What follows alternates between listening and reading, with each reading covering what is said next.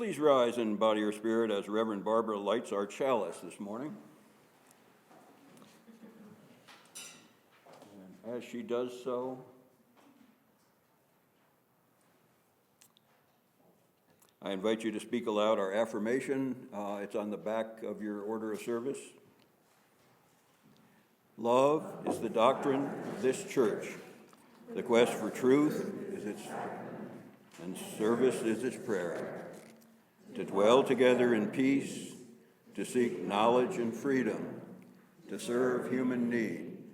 For these high purposes do we unite in worship. Thank you. Please remain. I want to start this morning by telling you about an experience I had nearly 20 years ago now. The physical setting may not seem extraordinary to you who live here in this area, which by now I have concluded is heaven, or pretty near. The experience I want to tell you about was in a setting of great natural beauty. But it isn't so much for the exact location as for the eye-opening transformation I had that I tell this story. Try to picture this setting with me, won't you? At the time, I was living in the Northeast. I was on my first visit to Oregon for a conference, and totally awed by the extremes of landscape. I decided to play hooky from the conference and drive to Crater Lake, created thousands of years ago when a volcano blew its stack and left a hole in the ground that filled with water. I had heard about the lake, but hadn't seen pictures. So I didn't really know what to expect. Perhaps it was like what they call ponds in Massachusetts. Who knows? The drive from Portland in June passed from green forests to white snowbanks. My drive prepared me well for the spiritual transformation I was about to experience. I knew that I was close to the lake, but I could not see much over the piles of snow that lined the perimeter roadway. Not realizing my exact location, I stopped in a parking area. Stepping over a high mound of snow, I had one of those aha moments. Perhaps you've had similar experiences. In one eye shot, I took in all of Crater Lake. Deep blue-green water, evergreens on the shore, rocks in the spectrum from reds to tans to browns, white clouds illuminated by bright yellow sun. The image literally took my breath away and brought tears to my eyes. I had this profound awareness as never before that I am not alone in this universe. There is some force greater than me that created such remarkable beauty, which I am privileged to share with all life. I realized I was present with a force that I call by many names, including God, Goddess, Gaia, love, and sometimes Crater Lake. This experience was transformative. It led to new insights about life, and it became a standard reminder to keep myself open to personal transformation. Connecting with the sacred through nature eventually led to one of my personal theologies, process theology, which is the basis of the seventh principle of Unitarian Universalism about the interconnected web of all life. Indeed, my aha moment at Crater Lake was life-changing. While that experience occurred in an extraordinary spot in nature, spiritual awakenings can happen in many places. Spiritual awakening can happen right here at home, perhaps right in this sanctuary. Spiritual awakenings are important. They enhance what it means to be fully alive, fully human. They get in touch with profound questions of life that are at the core of the religious quest. Spiritual experiences also occur quite apart from what we label as religious. We do not have to be of a particular theological orientation to follow a particular spiritual path. We don't even have to go to church. But I hope we do merge the two. Being part of religious community really does help spiritual growth, no matter your theological orientation. Thus, it is important that we develop reliable practices that keep us spiritually well-tuned. Perhaps a bit less complicated than driving to Crater Lake. I've worked with many UU congregations.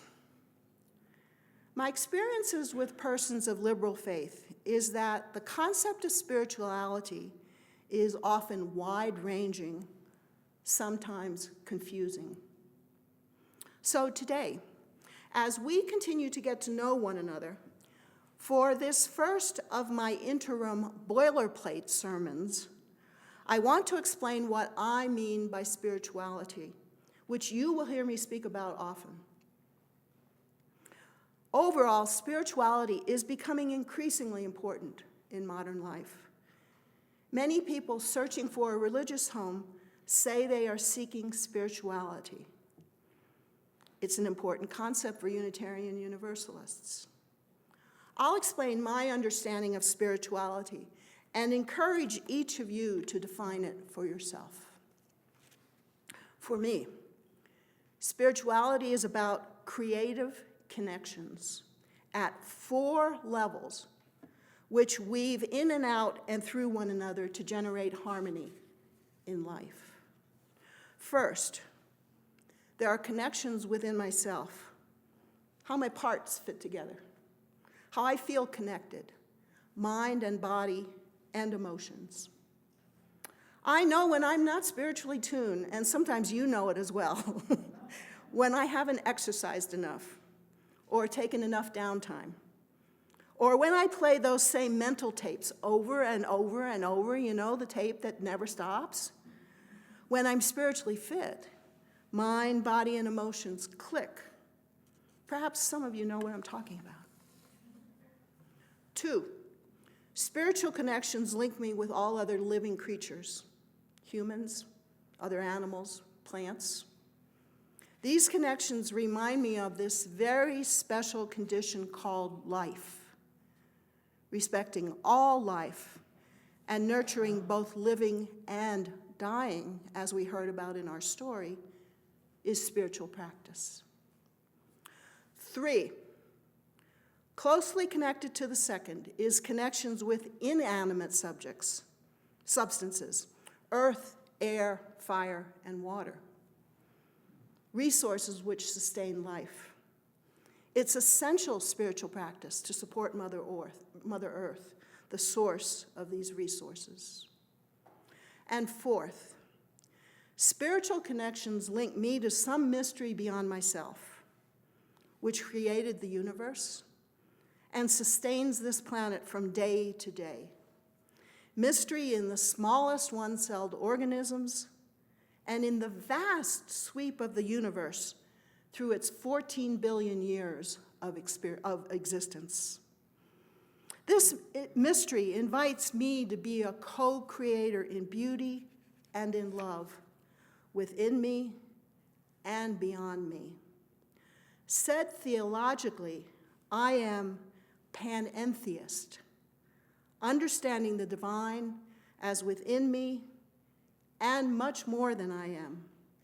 For the panentheist, science and religion happily coexist.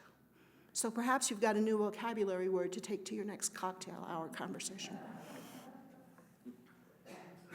All these connections remind me I'm not alone. I'm part of an interconnected system in which we are all made of the same stardust.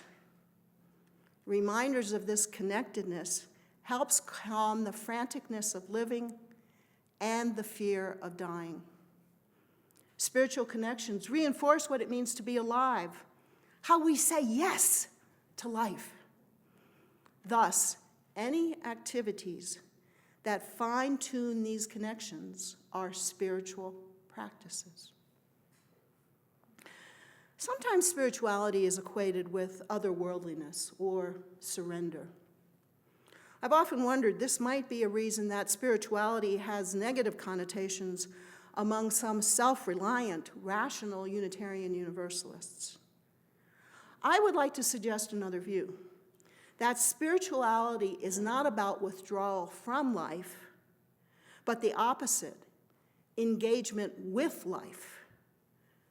Certainly, spiritual practice helps find stillness, but the state of being spiritual is a very engaged state. Who better than the Buddha represents spirituality? The Buddha's name means one who is awake or enlightened.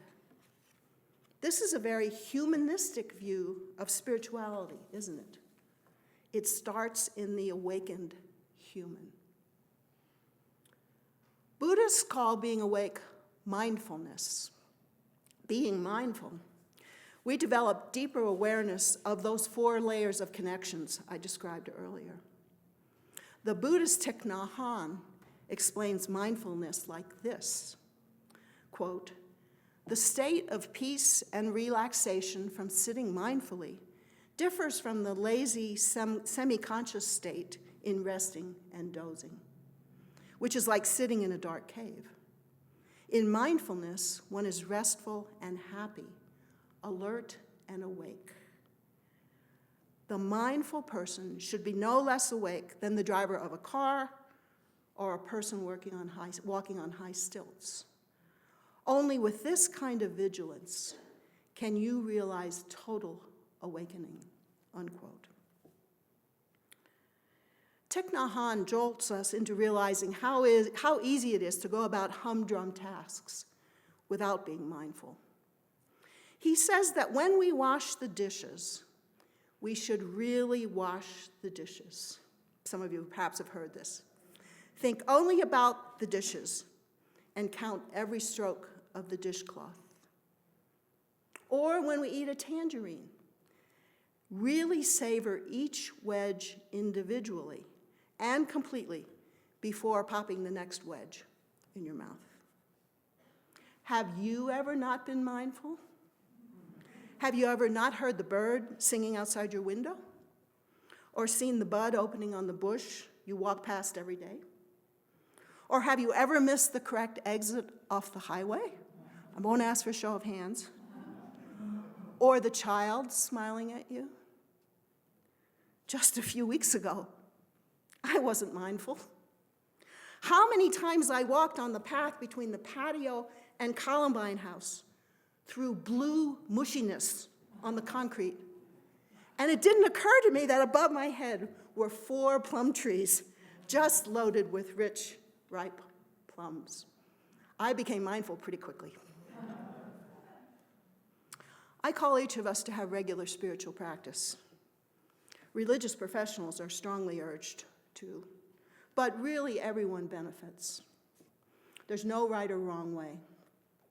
What matters is you expand your connections with life. But to be effective, 3 essentials are recommended. 1, your practice is intentional. You choose it. 2, it's active and awake, even the calmest meditation or prayer. And 3, it's predictable as much as life allows predictability these days. They don't call it spiritual discipline for nothing.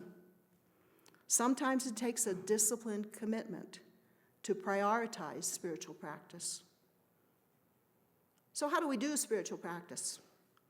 We could engage by removing ourselves from the daily grind, but I want to suggest that a cruise in the Caribbean is not spiritual practice if it isn't intentional, active, and regular. On the other hand, even work-related retreating can be spiritual practice if there's opportunities for renewal. But I hear countering voices among you. I can't go on retreat. I have responsibilities to children, my partner, work, school. I am a very important person. I can't get away. I hear you. And I would reply, consider Sabbath practice, carving out 24 hours, staying put but withdrawing somehow from some regular activity. How about one full day a week with an email sabbatical? Think about it. Yeah. But still, I hear you. Maybe even more loudly. Reverend Barbara, I don't have 24 hours. All I've got is 10 minutes.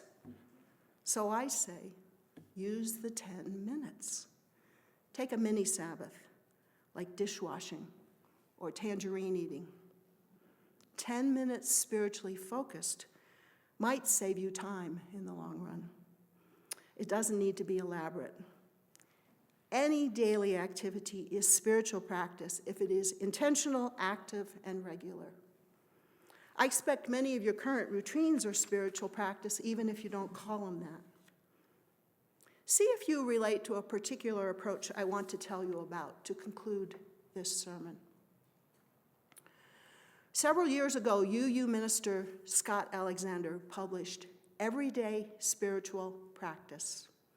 I think this book should be on everyone's bookshelf.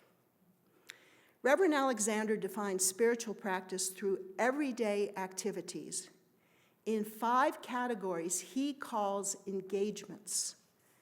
See if you find your own routines in any of these. During reflection time, let's talk about them. 1, engage the mind in contemplation, meditation, prayer, silence, sacred readings, journaling, and more. 2, engage the body in physical activity and nourishment. Yoga, martial arts, fasting, dancing. This one is really important for me, especially dancing and swimming and skiing and hiking. 3, engage the heart to acts of relationship with partners, friends, family. Connect eye to eye, not only via cyberspace. Feel each other's hearts. 4, engage the will in acts of justice-making, recycling, stewardship, anti-racism. I even try simple justice, like giving other drivers the right of way at an intersection when it's actually my turn. I still may be subject to others' bad driving habits, but I feel a little bit better knowing I've done a little something to ease the stress of driving. And 5, engage the soul in acts of creativity, quilting, gardening, cooking, music. What a powerful example of spiritual practice today from all our musicians. Reverend Alexander also offers a few other tips. Establish a spiritual maintenance schedule. You know, like for your car. You know, sometimes we go in for a regular oil change, and sometimes we go in for a new engine. Do the same with spiritual practice. Some daily, weekly a little bit grander, perhaps monthly and yearly more grand, perhaps retreats. They may require some planning, but once you put your money down on an air ticket, you're much more likely to follow through. Each of us can benefit from regular spiritual practice. I hope church is one place you practice spiritually, so that each time you are here, you experience some sort of transformation, big or small. If you enjoy volunteering, don't stop. The coffee making, the greeting, working with children. But do consider how these are spiritual practices. And consider adding something new. Break out of your boxes. I don't know if the choir is recruiting more singers, but maybe if you haven't been singing. Take every gathering at church as spiritual practice and acknowledge it by starting with a chalice lighting and a reading. Setting the stage for spiritual awakening, who knows where it could lead? You may not have a Crater Lake experience every time, but then again, sometimes you just might. The risk, the stretching, is worth it. Spiritual practice enhances inner and outer connections. bringing internal harmony and outreach to the world. A world that so desperately, my friends, needs the loving, compassionate healing and peace that persons of liberal faith can offer. In the words of our reading, may spiritual practice bring a rediscovery of self and a lifting of your heart. May you find new courage, fresh vigor, and a deeper thoughtfulness for the living of life from this day forward. May all this, my friends, be so.